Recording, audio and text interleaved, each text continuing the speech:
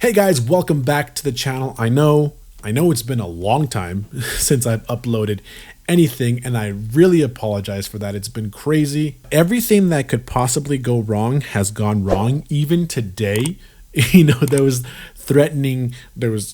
universe was threatening to not let this happen, but I'm glad it did. And yeah, I'm gonna do my best to put out more videos as best as I can, so please bear with me.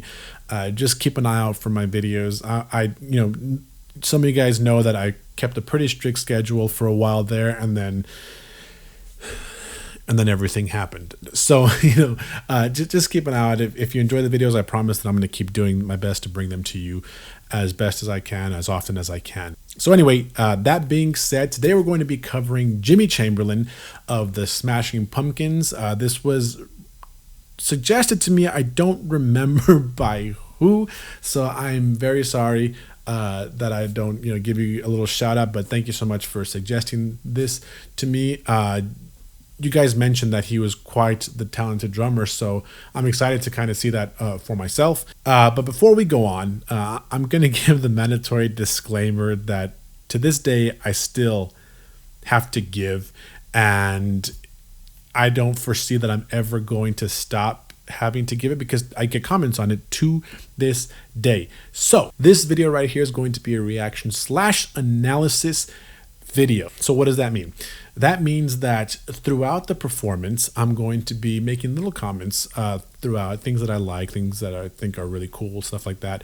And then there will be a few pauses in the video where I pause while we're watching and I give kind of a little bit of analysis, kind of some information, some feedback on what it is that I'm hearing, things that are doing well, stuff like that. So there's going to be breaks in the video. So if you're the kind of person that kind of just wants to watch the whole performance in its entirety, uncut and uninterrupted, this video probably is not for you. So you've been warned. Other than that, if you're a part of the other people that do enjoy the commentary, do enjoy the feedback, stuff like that, I won't take up any more of your time. I know you want to see the video, so without further ado, let's get right into it. All right, guys, let's get this Jimmy Chamberlin party started.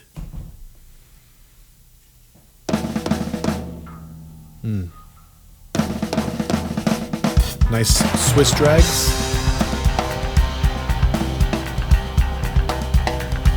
I'm already feeling that groove.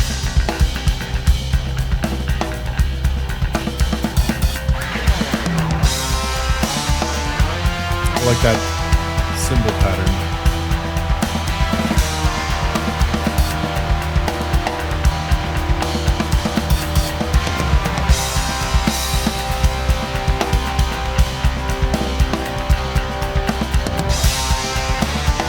That's some nice snare work.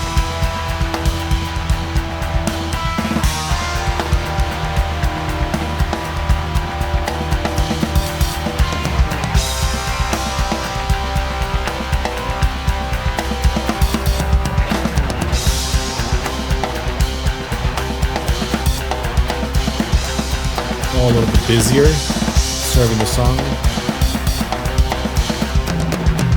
Nice. And back to pocket. Very nice.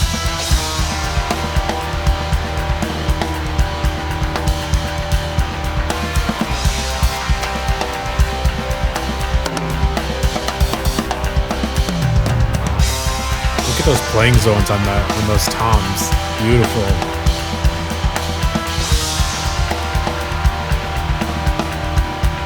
I love his relaxed approach.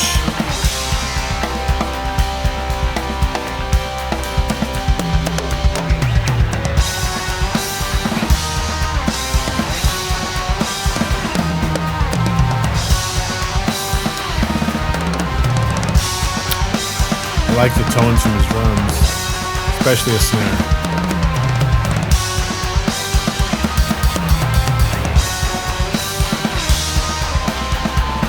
That feels good. That feels good. Okay, I'm going to pause it right here. So, I mean, there's a lot of good stuff happening that Jimmy is obviously doing. I mean, he's a great drummer, obviously, right? But there's like one thing in particular that I really am gravitating towards here, and it's his groove, his pocket, the way he's kind of playing that. There's a lot of layers to what I want to talk about in his playing. So I'll start with the, like, I guess the very bottom so I can build it up into the rest of it. So one thing that's kind of more of an intermediate type, maybe advanced, I'm going to say intermediate kind of level in drum set playing, is the addition of ghost notes. That's not something that you really do when you're a beginner, and it's something that's a little bit harder to do because, you know, you're trying to figure out your independence and stuff like that, and you're trying to learn grooves and pocket and stuff like that. So it's kind of hard to really start to implement ghost notes, but they're so effective. And I think Jimmy's a really good example of applying ghost notes well, at least in my opinion, you know, the way I like to play. For those of you guys that don't know, ghost notes, it depends on what like branch of drumming you're in. For example, if you're in drum line, you know, I was taught that I don't really do a lot of ghost notes, but in drum line I was taught that ghost notes were just notes that didn't quite hit well, that didn't hit, period. You know, so pretend this is a drum, you know, that'd be a regular note. A ghost note would be one that you never really hits the surface of the drum.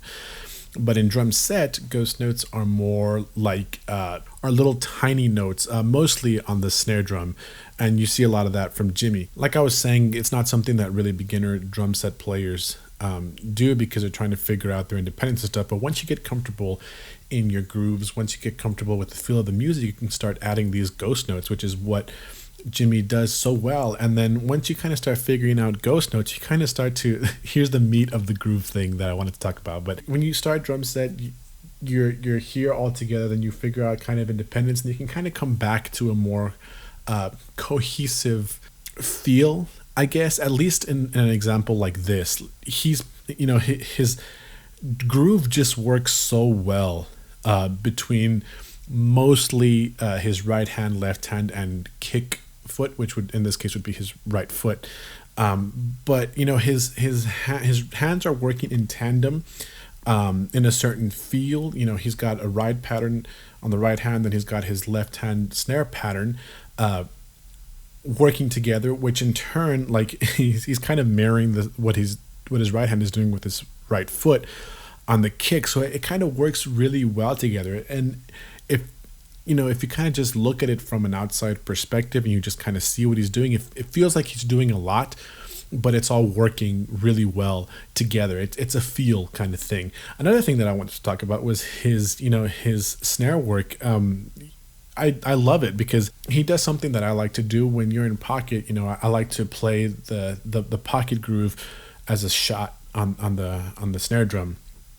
And that's something that he's doing. He even has some accented bits where it's not a shot, so it's not as impactful as the actual backbeat that he's playing. So I thought that was a really cool thing that he was doing, like a lot of 3 different, at least by my count, kinds of sounds that he's got on his snare drum playing, which are the ghost notes, the accents without the shot, which are a little bit more impactful but not nearly as big, and then of course the shots that more often than not give you the backbeat.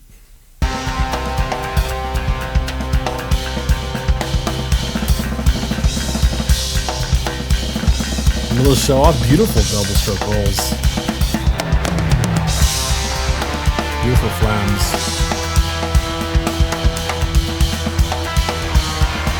That was nice.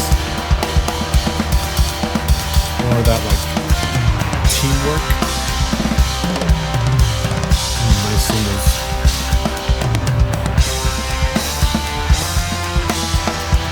What awesome cymbal work.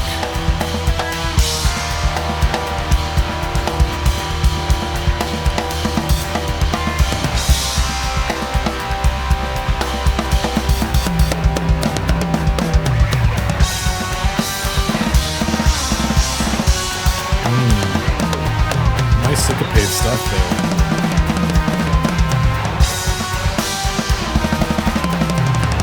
Love the variety.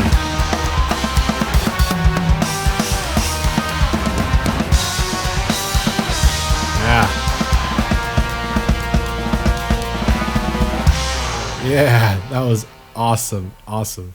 So another thing that I found really interesting, especially the latter part of this whole piece, was, how he really approached the song that they're. I mean, it's in music world, a song is something that has words. So like technically, this isn't a song. This would be more like a piece. Piece is something like classical music or something that doesn't have lyrics. But anyway, I digress. So the latter part of this, I think it's really interesting how he really structures his playing because he's at Pasic, and Pasic is generally a place where, I mean, for those of you guys that don't know what Pasic is, it's like a drum wonderland where you can go try different things. There's concerts, there's clinics, a whole bunch of stuff. So, naturally you go to watch these drummers do what they do best. And I'm sure that Jimmy I would assume he's going to give a clinic after this. So he's really showing off concepts and stuff of that nature. It's really easy if you have a huge ego, which most I would think that either they're just really good at serving the song, but most, high class or upper level drum set players, do a really good job of serving the song. From what I've seen, some of the previous drummers we've covered have all done a great job. But that's something Jimmy also does really well. He's kind of showing off a little bit for Pasic, but he does it very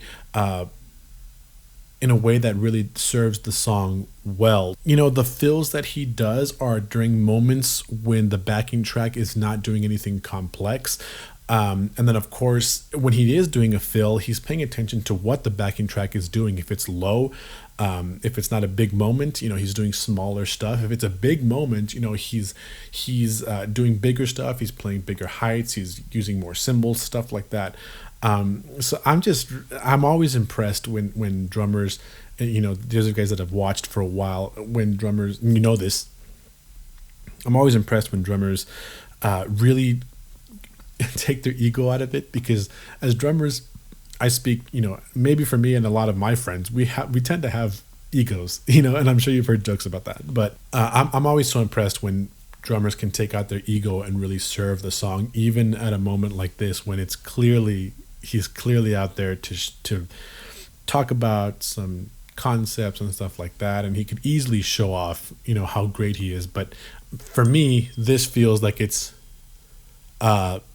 more impressive than just going out there and just banging away. But yeah, that's pretty much it. Thanks so much for stopping by and watching the video. And for those of you guys that have been watching me for some time, thank you so much for watching this video. I know it's been a minute, and I've already talked about it, but I can't thank you guys enough for sticking with me and watching this through whatever.